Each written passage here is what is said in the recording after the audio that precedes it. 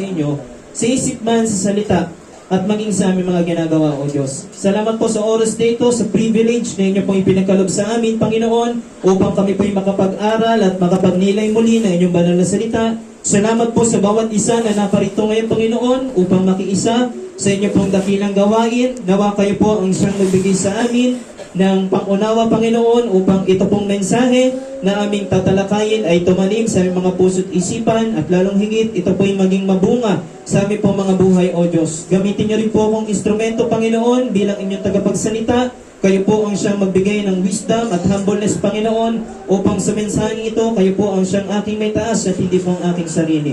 Kayo po ang siyang manguna sa aming kalagitnaan. Iwaksin niyo po ang gawa ng kaaway, Panginoon, upang hindi po kami magambala sa oras na ito at kami po'y makapagtuon lamang ng aming atensyon sa pakikinig ng mensahe na nagmumula sa inyo. Ito lamang po ang aming dalangin na itinataas sa matamis na pangalan ng Panginoong Hesus. Amen. So ang tema po ng ating pong tatalakayin sa gabing ito ay may temang living within the limits of Christian liberty.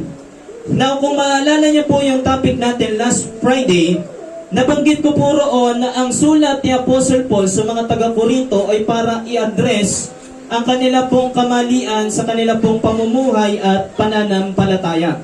Now, isa po sa problema sa kanila pong Christian living, sa kanila pong pag-express ng kanilang pananampalataya, nahihirapan po silang i-balance ang Christian liberty at ang Christian responsibility.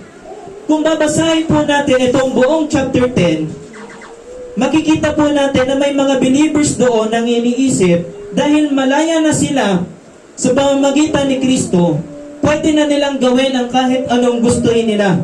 Kahit na ito po ay may kaugnayan sa idolatry. Pag sinabi po nating idolatry, mga kapatid, pagsamba sa Diyos-Diyosan. Sa panahon na yan, ang Diyos-Diyosan pa lang na may tuturing ay yung mga graven image. Pero sa panahon natin ngayon, lahat ng bagay na nagkukompromiso para tayo po ay makapaglingkod sa Panginoon na mas pinaprioritize natin, maaari nang ituring na idolatry. Kahit sa pera, kahit sa gadgets, o kahit ano pang mga bagay na nagpapalayo sa atin sa kalooban ng Panginoon. Now dito po, pinaalalahanan sila ni Apostle Paul na ang Christian liberty ay hindi lisensya para magpatuloy ang Christian at mananampalataya sa paggawa ng kasalanan. At lalong higit, hindi ito pwedeng maging kompromiso ng katotohanan. Itinuturo po ng talatang ito bilang mga Kristiyano, hindi lang dapat natin itinatanong, kaya ko ba itong gawin? Kundi dapat, mga kapatid, bago tayo gumawa ng isang hakbang, bago tayo gumawa ng isang desisyon, at bago tayo gumawa ng isang bagay, tanong natin sa ating sarili, pwede ko ba itong gawin? Makapagbibigay ba ito ng kaluwalhatian sa Diyos?